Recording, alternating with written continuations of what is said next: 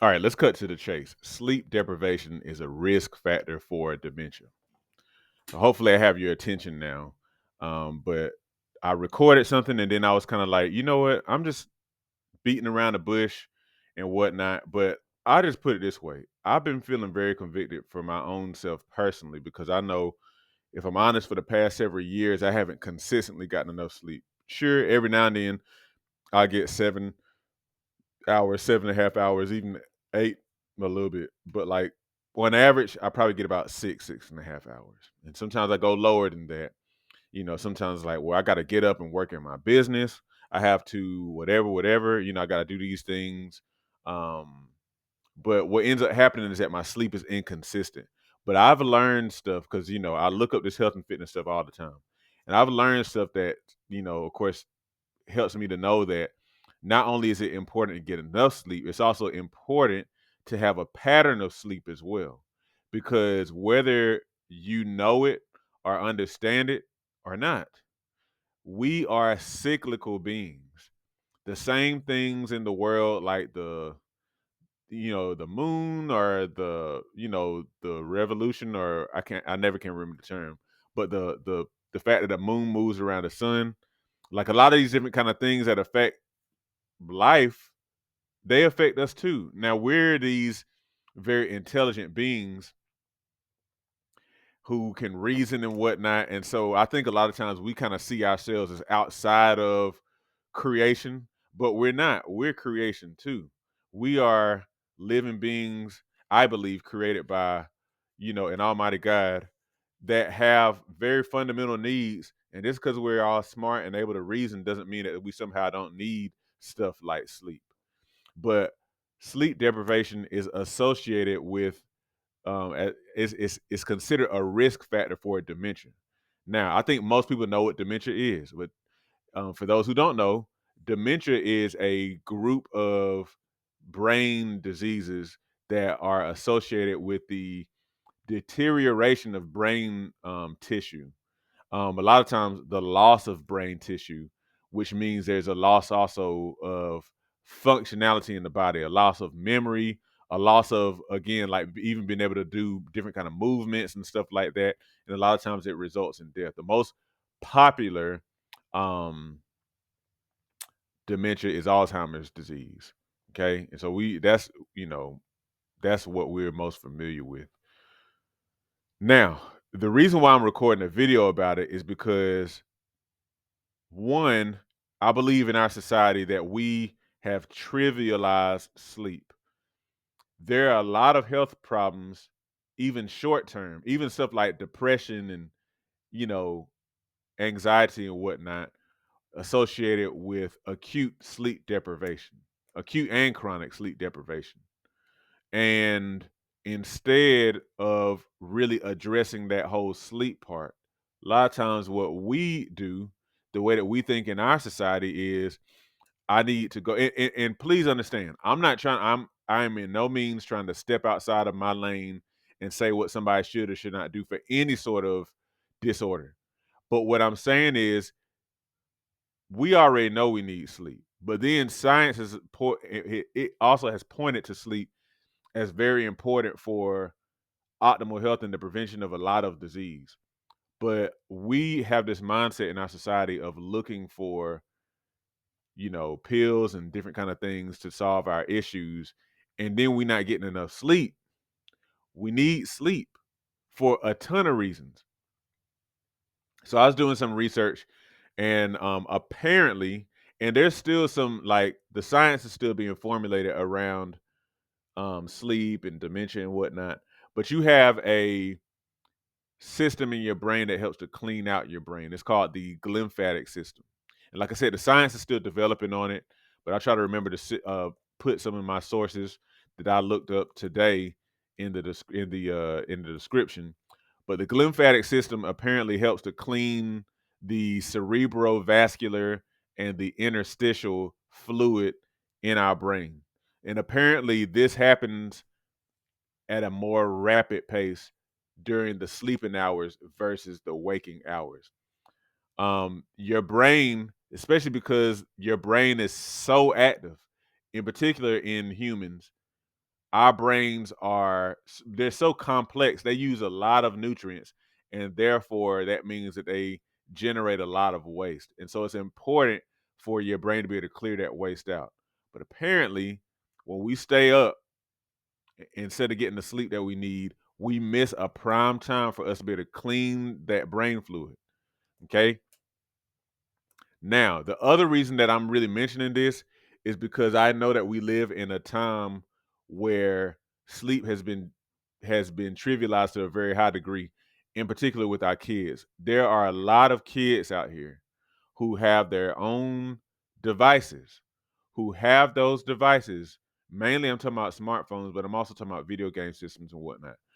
But they have those devices on through all time of the night. It's bad enough for anybody to be sleep deprived, but they're in a prime time of their lives when their brains are still developing and they're missing a lot of sleep. Now, I don't really know how else to like sound the alarm, but like we don't understand as a society, as individuals, I put it this way, we don't really understand what we're setting up the next generations for. Now, we have enough issue with sleep deprivation from getting too busy and letting things worry us and stuff like that. So we have our work to do on our own so we can get good sleep.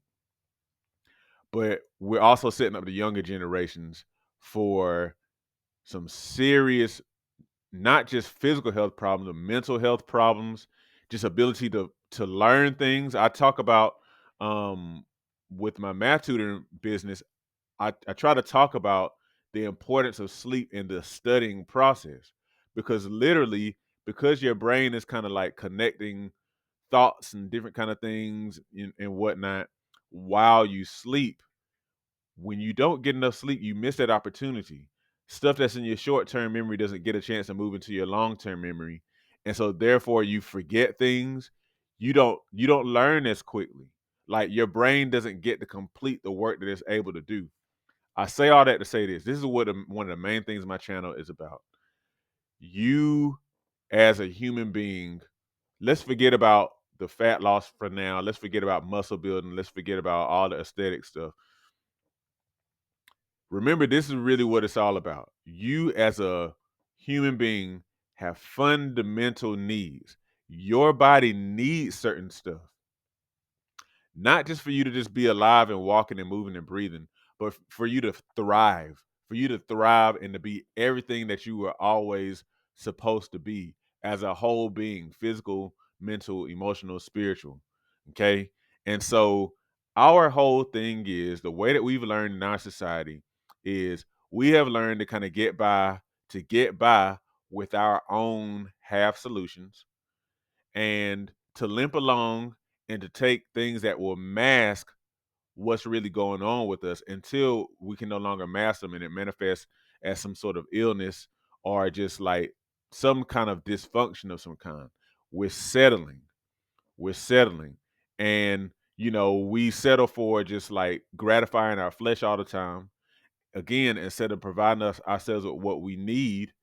And so what we experience with life is not even close to what we could experience. We're not thriving. We're not thriving. And even worse, we are diminishing. We're declining is really the word I want to use. We're declining. Okay.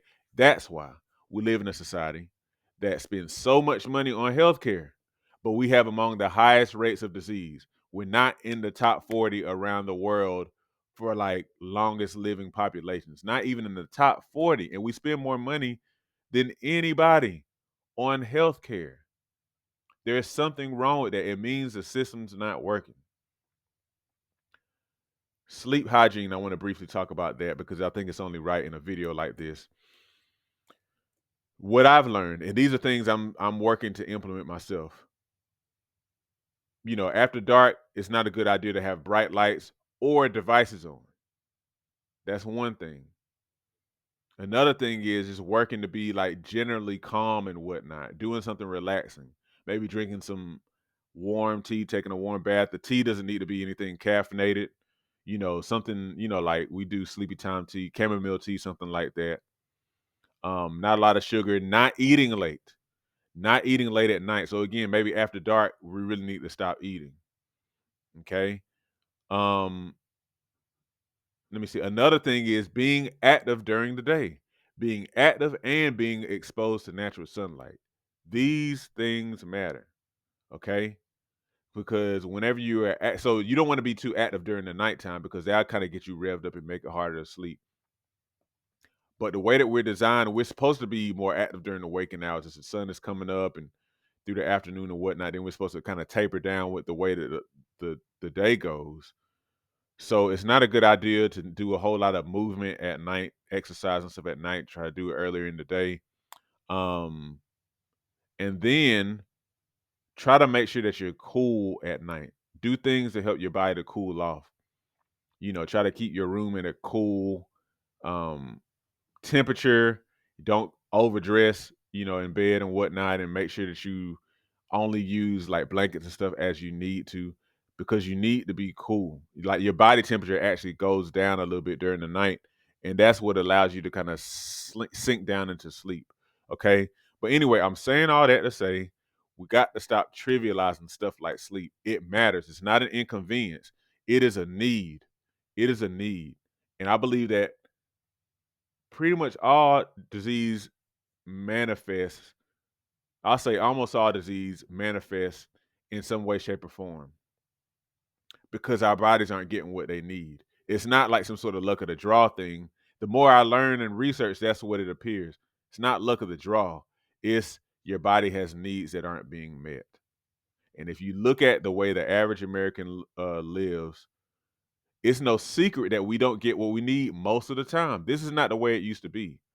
You didn't have society filled with junk food and air pollution and people never using their legs, always kind of riding around places and sitting down to work.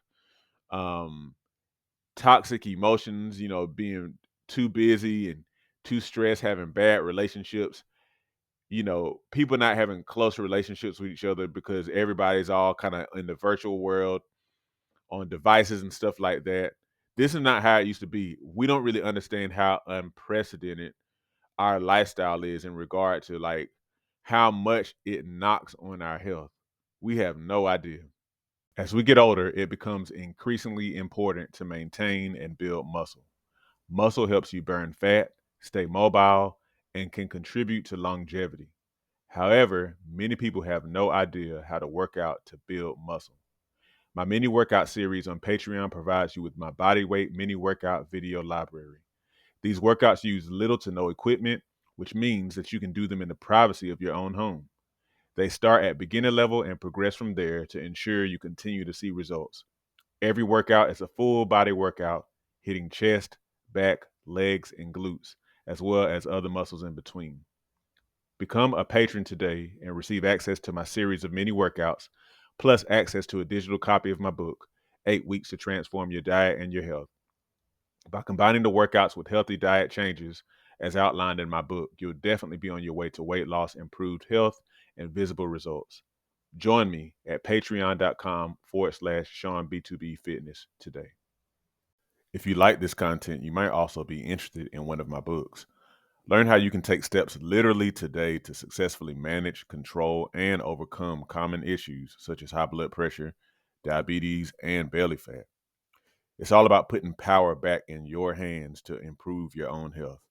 Get your book copy today by the links in the description or by visiting SeanMcClendon.com/books. Also, don't forget, hit the like button and subscribe and join my email list at SeanMcClendon.com/subscribe.